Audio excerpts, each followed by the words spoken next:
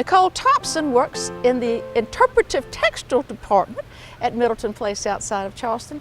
Nicole, when the Middletons were here, the slave women who performed those tasks, were they weaving cloth or spinning, or what were they doing? No, all of the cloth would have been purchased either from Charleston or up north, and then they would have been sewing clothes for the enslaved Africans that lived here on the plantation.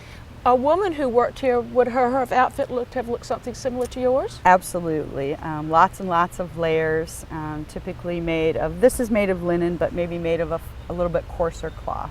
And in wintertime, did they have things that were made of wool? Not typically the enslaved Africans. The Middletons absolutely would have had warmer clothes, but the enslaved Africans would have wore the same material all year round. So the women here would have made clothes for infants, children, men and women who were slaves working at different jobs? Yes, ma'am. But we know there were all kinds of fascinating things that people did with textiles and still do. And so y'all give people a glimpse of some of the other things. Y'all have sheep running around, and what do you do with them? We have Gulf Coast sheep, and we shear them every spring.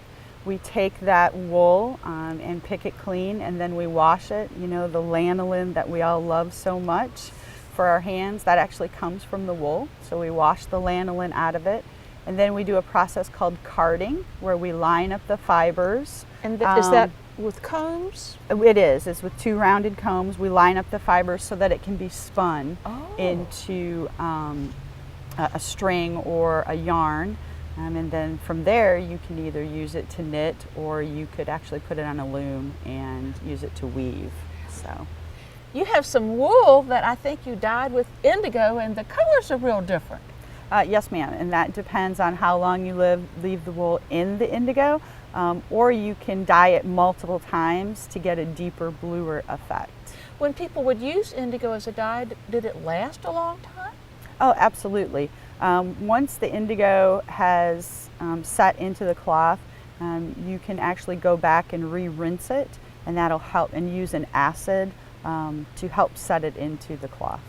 Gosh, it sounds like y'all have all kinds of fun things going on here that you can demonstrate, and I see other pieces of fiber that have been dyed with some different things. What are some of the other fun ways of getting color in cloth from the historical standpoint? You can use different types of plants, such as marigolds. If you clip marigolds and process them, you can use it to dye cloth.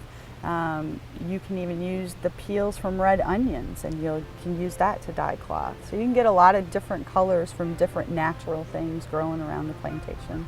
Well, I've gotten a lot of wonderful ideas for rainy day dreams here with y'all. It sounds like a grand way to spend a beautiful day. It is. At Middleton Place. It is, and we're glad that you joined us.